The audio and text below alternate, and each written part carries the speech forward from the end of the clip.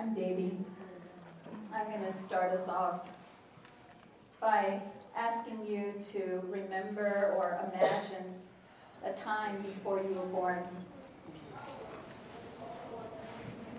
A time when you were getting ready to come into this world, and that source of all life, that source of all truth, that source of all peace and love said to you, "Will you help? Will you help? There's a need down there, and we need people to come in and help to serve." Maybe you said, I took a turn.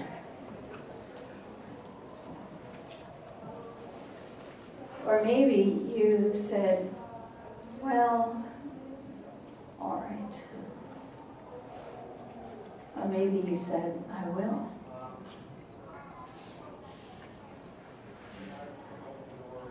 Whatever it is that was happening at that moment that brought you to this moment right now when we're standing here and talking about the things people just don't talk about.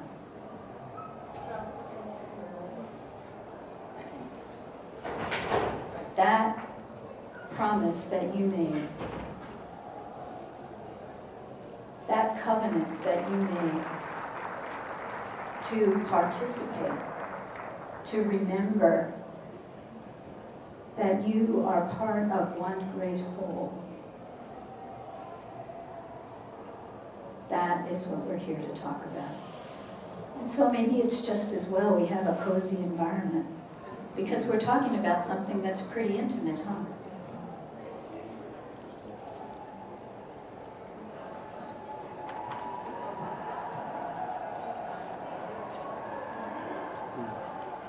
So, being as we're in this situation where things are cozy, we'll start a conversation, and then hopefully we can all continue.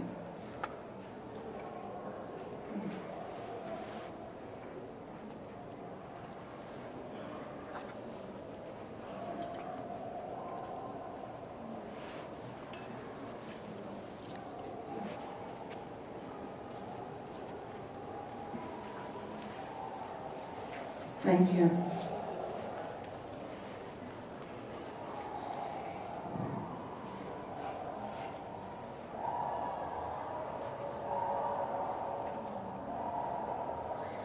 The first time that I feel that I witnessed a physical materialization, I was a young woman. I had already met my husband. We've been together for 50 years.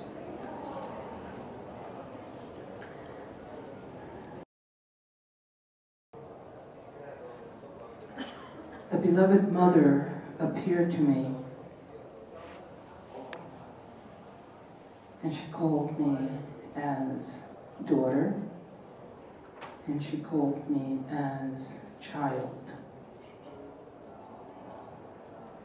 In this physical apparition, I was awakened to physical manifestation. It was a luminous ear of corn with a human head and human arms and hands, and she was just glowing in the room. The silk that came out of her head was made up of little luminous little stars, and it surrounded her. And her hands were opened in this beautiful, beautiful gesture.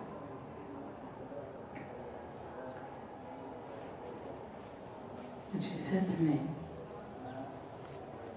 she said, "Daughter, I appear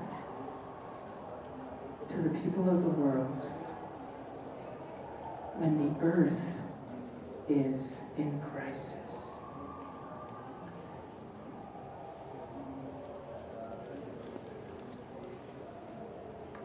When I saw her and your a young person,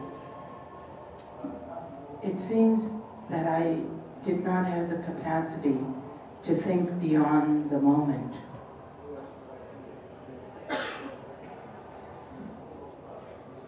And I started to cry. I come from Central America, and we have a lot of devastation out there. If it isn't the devastation of war, the ongoing wars in Central America, the atrocities that are done to women and children, the high illiteracy level, overpopulated, women having, I'm a baby of 15, I have no education. And I started thinking about all these things. And I thought about my immediate world, the world that I knew. But I had no idea what the beloved mother was saying to me. I started to shake, and I started to tremble, and I started to cry uncontrollably. And I would close my eyes, and I would open them, and I would see the beauty that she was, this beautiful cosmic light. And I just couldn't comprehend it. And not too long ago, after that,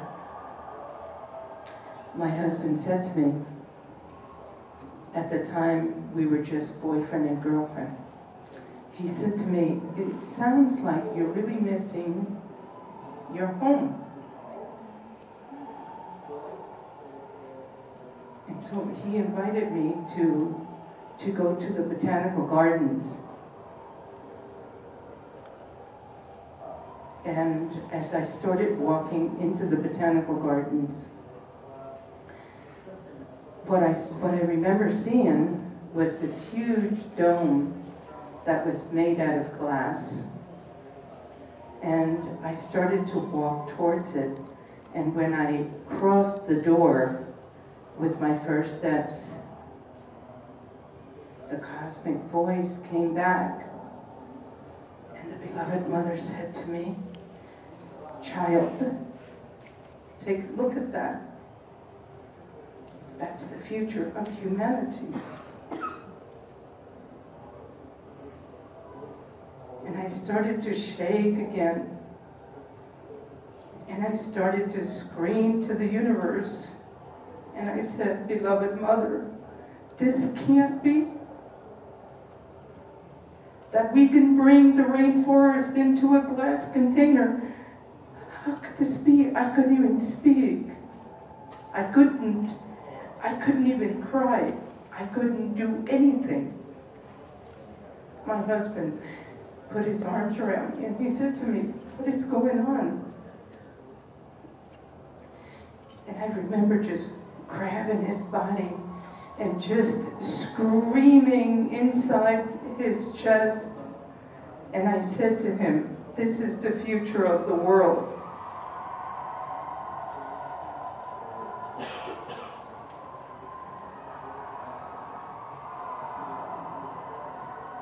We're never prepared for the things that we are shown. We're never prepared for the things that we are told. And all we could do is pray. And take care of what we have around us. I live in the desert of New Mexico.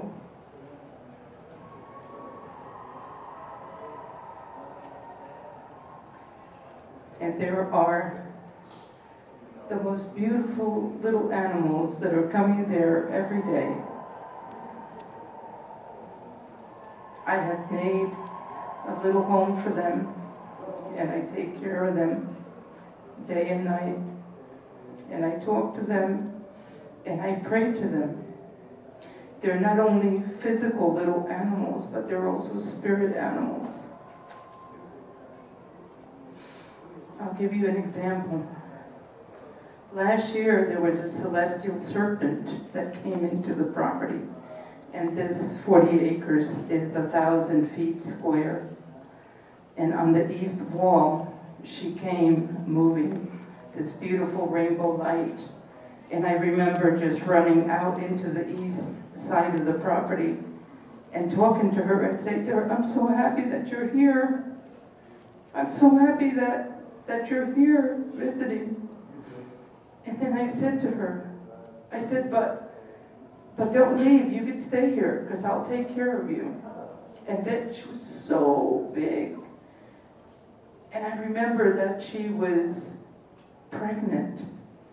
And I said to her, if you stay here, I'll take care of you. I'll help you birth your baby.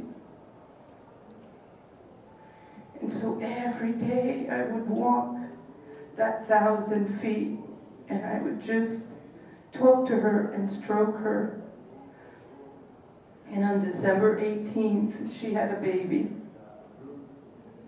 And the baby was born. And I was in the main little house, which is a teeny-weeny little oak-on. And I heard this little baby, kind of baby chatter, and I ran out.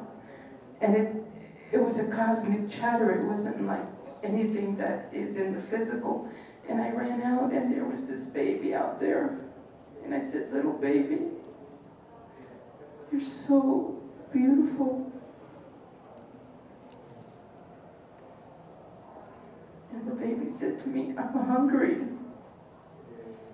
And I got down on the floor where I could be really close to the baby. And I said, baby, what can I get for you? And it was just the basic element of life. The baby wanted some water, some good water.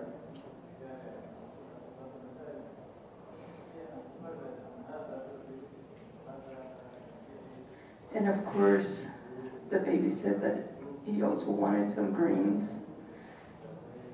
So now I have this beautiful baby, and I don't know if it's a celestial serpent or if it's a baby dragon. I'm just having so much fun thinking about all the possibilities of what this baby is. But I'm taking care of it. And we've had families of raven coming in and having babies, and families of rabbits having babies, and families of doves and all kinds of desert birds. And the most precious thing that has happened is that we've had a mama frog come down in the water temple, and she laid eggs, and this is the second year that I was able to raise 100 protected little babies, little frogs. And so we can only do what we can with our capacity. And I just wanted to share this with you because if we all did a little bit of our part of what we have to do to, bring the earth back into balance, the heavens, and the four directions, that we could start healing the earth. Thank you.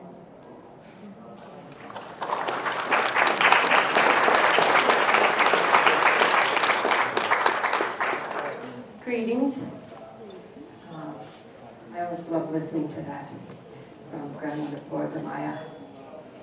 It brings comfort. As I was walking around the Parliament in this, and after the majority got to know myself and their grandmothers and the helpers that are all with us, is that one of the things I want to share with you is when you come up and you're so grateful and you thank us, we appreciate that. But we want to do, as we do with my people, it's a mirror teaching, M-I-R-R-O-R. What you think you receive from us is an awakening of your own self. So when you feel this, that's you. We're just reminding you that you have everything inside you that we have. And that's why we call it the awakening. Everyone has it. So for myself, I say thank you. And the reason why I say this to you is because myself. I'm not about, well, neither one of us. I don't think any of you are. We're not about the me of, look at me or whatever it is. It's the we. So when you come up and you're so grateful, it's an honor because we see in you the awakening. And when we see you strong, we feel stronger. Our job is done. Does that make sense? Yes. Absolutely. So we want to take some time to have some sharing of questions and answers or whatever it may be. So I'm going to pass this on to my next dear grandmother, Jamie Witch.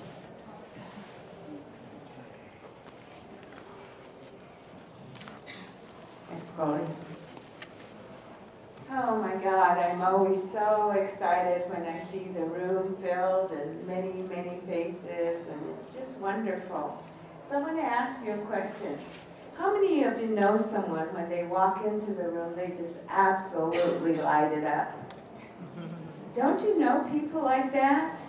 And that's Rose to me, that's Ayla to me, that's that really cute guy over there, Jimmy to me,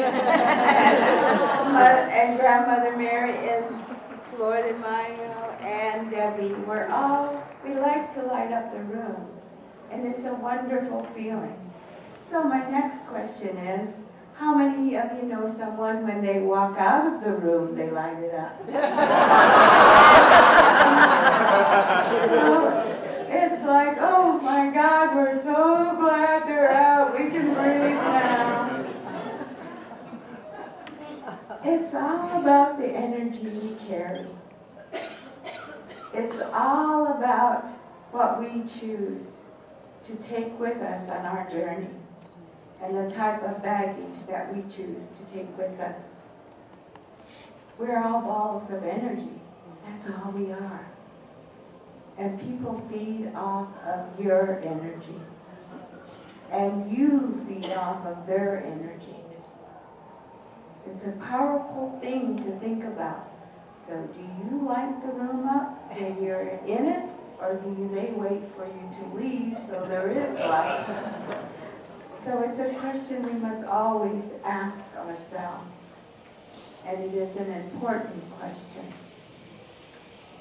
I am so honored to be here.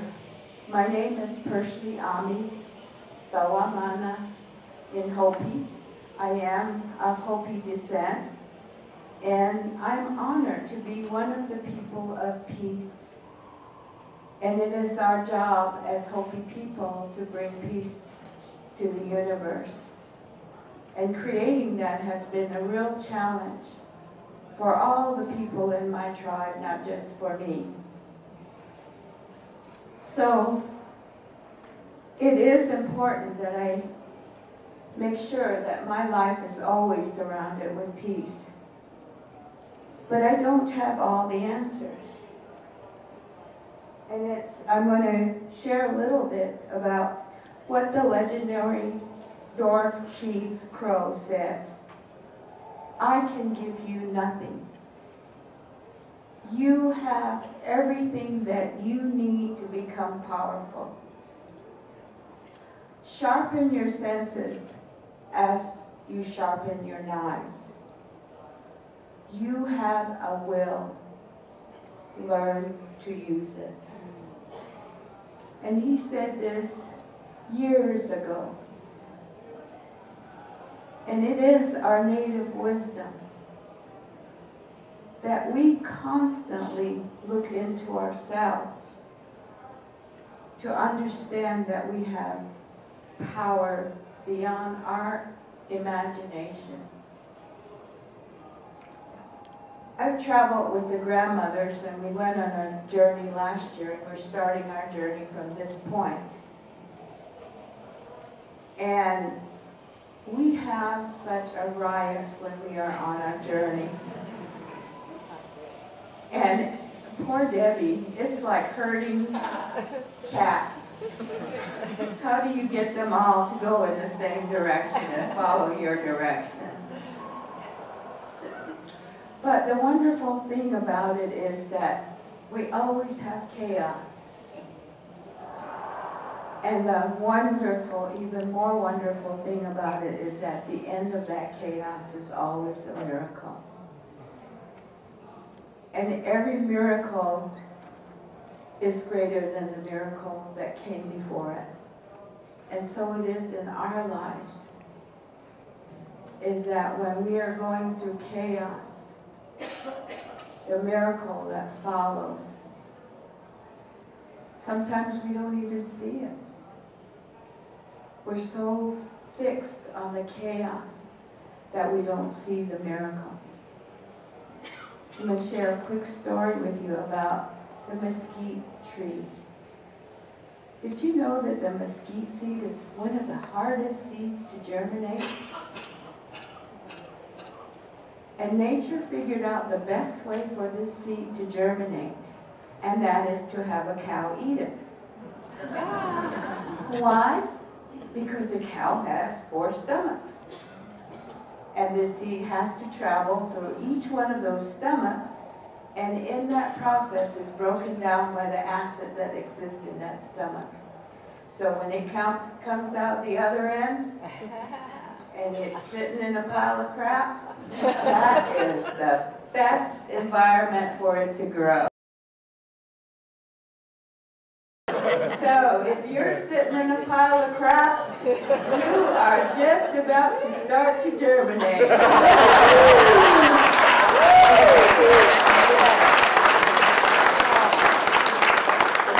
And we can see that crap as crap, or we can see it as fertilizer. So I just wanted to share another thing. I'm going to keep saying that, but it's going to keep on going.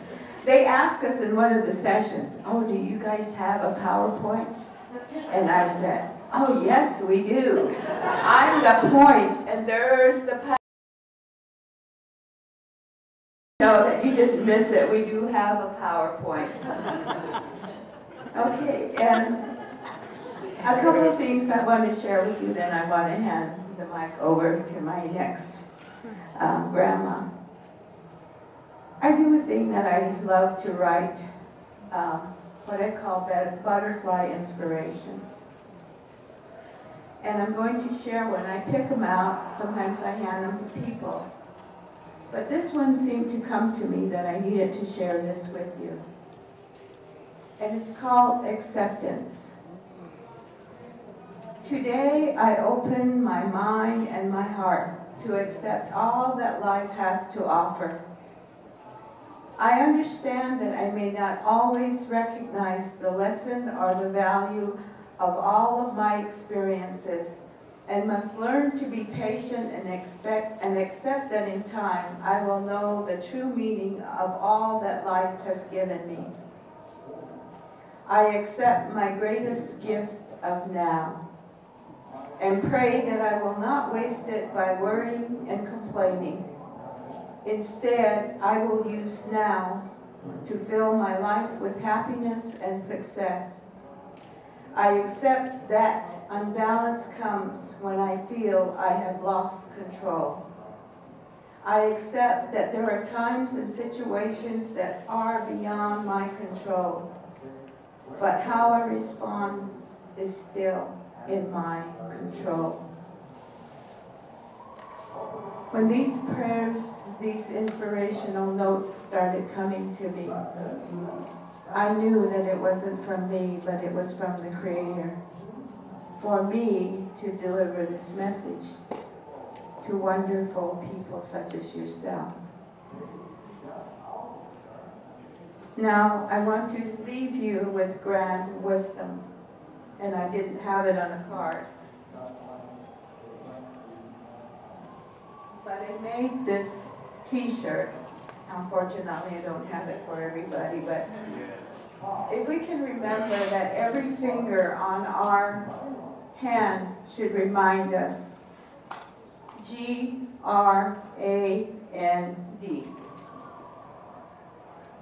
The first one being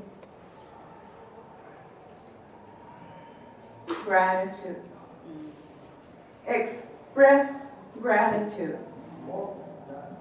Other G. generosity. Next one, R, respect all beings. R, be responsible.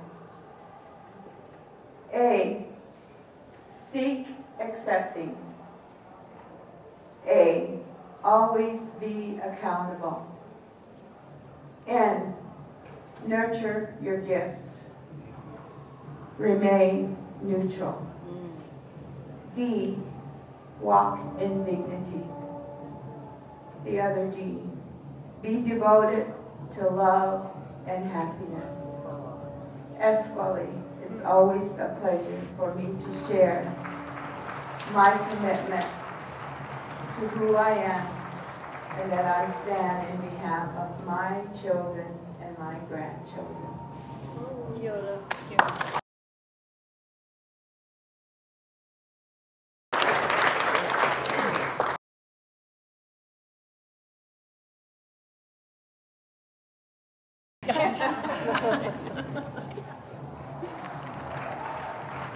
Good afternoon.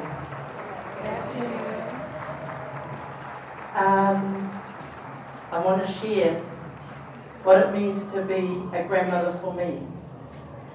When my daughter was about to have baby number one and a granddaughter number one for me, I promised her that I would be at her side when she had that child. But you know, God is such a trickster sometimes, right? And she wasn't due, you know, so I said, yes, I would do a wedding like 100 miles away. And wouldn't you know it, she rang and she said, you know, they're just doing a check on me at the hospital, Mum. And I thought, people don't just do a check, they think baby's on its way. And lucky for me, the people that I was marrying, it's one of my jobs that I do, said, how can we help you? You've got to be there, right? And I said, yes, I can marry you right now. And here's the papers, and can you give those papers to a great uncle and get him to do the ceremony tomorrow?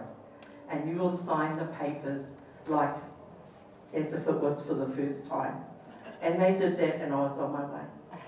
And I don't know how things happened, but the right door opened at the right part of the hospital, shoot down the corridor, and the nurse said, you have 3 minutes to get in the door. You know, when that child was born, you would think it was the first child that was ever born in the world. I looked at this dear little baby, and I thought, thank God I don't have the responsibility for its life. I can just love it, spoil it, and give it back to its parents. You know, but it changes you. You take on a whole new world for those that are lucky enough. The grandmother that brought me up did not have a child herself. So she showed me also, if I wasn't gifted with a grandchild, I would just go around the world and help myself to any of the children that needed. But when you set yourself that first goal, that means you have to go to every birth after that. So of course now I've had 5 grandchildren, bless their hearts and souls, and I've been lucky enough, you know, racing down the countryside or flying up the other end to get to their birth. Because if you are strong enough like these grandmothers and myself, you'll just look like you're allowed to be in that room with that mother. You know, you'll just take on the persona like Grey's Anatomy, you know. You know, doctor, you really need me.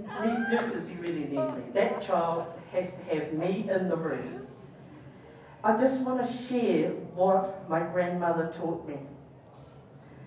We gift that child to the east. Oh, hang on, where are we here? To the east. And we let the east feel its face and let its breath go that way. Then to the south and to each south. That. I do this even in New Zealand. But that child gets to smell the directions through you. Through you. Because that's our right. It's my right and I claim it. Then I will ask for the afterbirth. And lucky for us, you know, a lot of people have had their lands taken away from them. I am very, very fortunate and grateful that we have still a parcel of land. Ever be it 10 acres is a lot of acres, really, with a beautiful river going by. So I take that afterbirth back to the lands and I bury the afterbirth and I put the tree upon it. And then that child knows you belong. Not only has that child heard my voice and I have proclaimed it to the world, the afterbirth has been accepted by the mother. And I think that's the greatest gift I could do. So how does this help you? Now you're saying, gee, I have 10 grandchildren and I didn't get the afterbirth and I didn't take them. Even if they're 15, you know, turn them around to these, you know, 30 years of age, you know, we could do it right now with each other. Because you know, sometimes this is a new awakening. It's a new thing that we feel that we can do this. The land belongs to us and we belong to the land. The earth belongs to us and we belong to the earth. And I look at every colour. I'm looking around the room now. And I say thank you. Thank you for you. Thank you for your ancestors for holding sacred those lands. Whether you live there or not, you have an umbilical cord back to there. It will remember you. Even if you're 5 generations back, it will remember you because the umbilical cords were left there and there's still an attachment and there's still a love. But you, it's us now that can rekindle that gift. You go back, sing to the land. Don't give me this thing you can't sing, because the land can hear you whatever voice you're in. Just mean it from your heart. Stand there. If you're not there in your place of birth now, just bring it into your awareness now. Just bring these places all around the world, just right this minute. And imagine just planting a tree that has flowers on it. Plant it into the ground. You have a right, wherever you've come from. Now, try this. Love. Give it a bit of water. Ready? Love. Again. Love.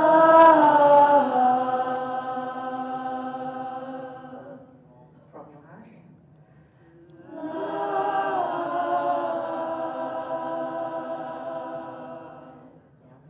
Right here in this room so that from now on in, this place has a living tree of love from us. This is our gift to whoever comes into this room. Again, ready? Love.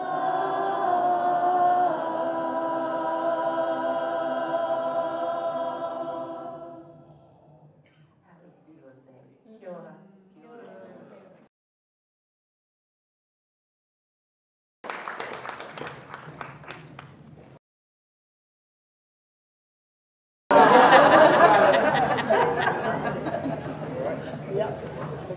Yep.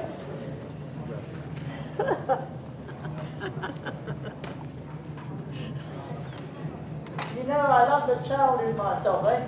Yes. You know, the child in us is the one that will take that, will step up, or step out, or step anywhere, where angels fear to tread. Yes. So I've always had a mischievous streak. And so for me, when I feel all your energy, I can feel the child in us, okay? So for me,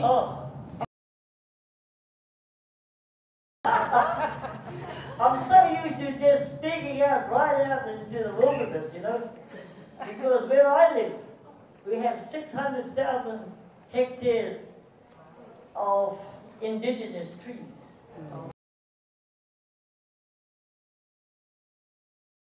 Regenerate the plants.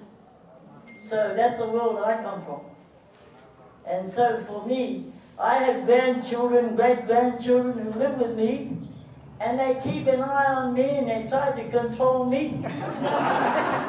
My 18-year-old says, you know, Nanny, you should be a lot more professional.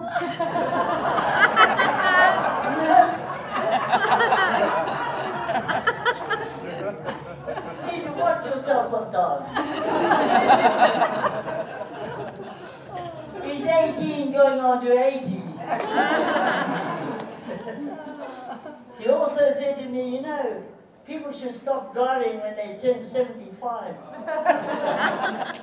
Of course, I'm still driving, you see. And he wants to drive instead. So, for me, I just love life. Because for me, when miracles in expression are all perfect, if you're less than perfect, you've got problems, you know. Yes. But to me, we celebrate who we are. And we don't want to be anybody else. The only time I envy other people is people who have their own teeth. You know?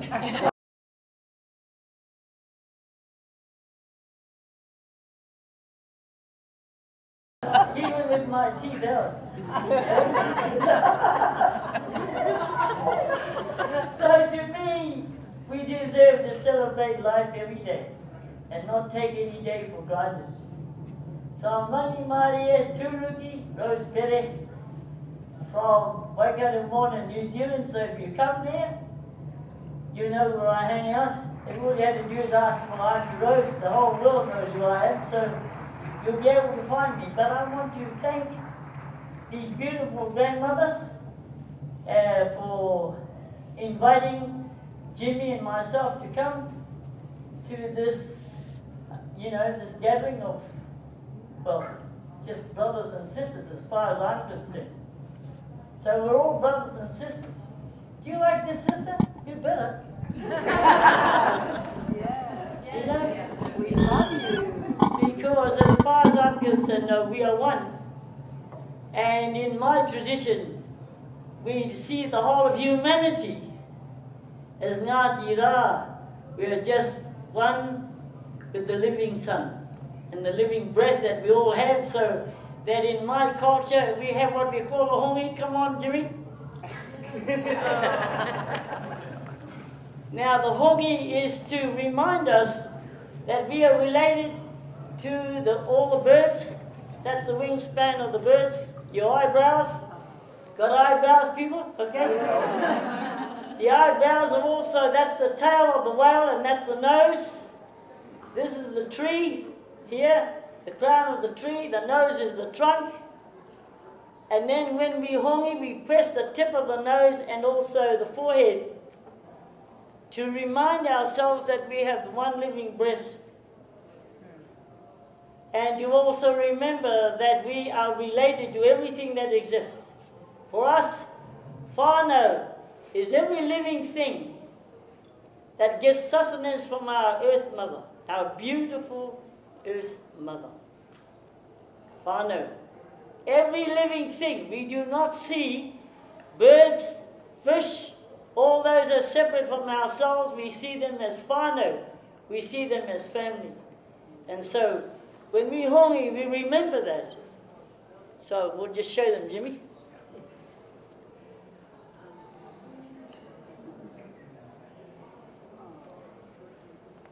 So you hongi with the person next door, right? Yeah. Try it now.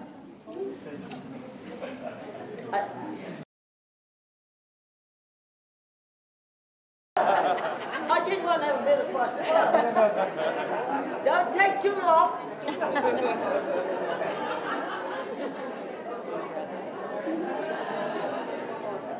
Nice one, eh?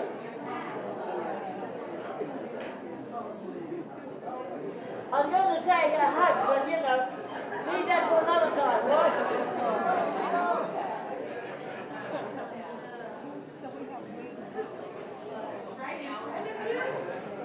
So, if you come come to New Zealand, you know where to find me, right? Yes. Waikaremoana, it means sea of rippling waters. And so, I'm holding Jimmy's hand because I think we need to do, what do you think? What do you think we should do? Waiata, okay? Which song? Mary had a rock and roll lamb, a rock and roll lamb. Mary had a rock and roll lamb, its fleece was white as snow. Everywhere that Mary went, Mary went, Mary went. Everywhere that Mary went, the lamb was sure to go. I got sixpence. Oh, yeah. I got sixpence too. Love you all.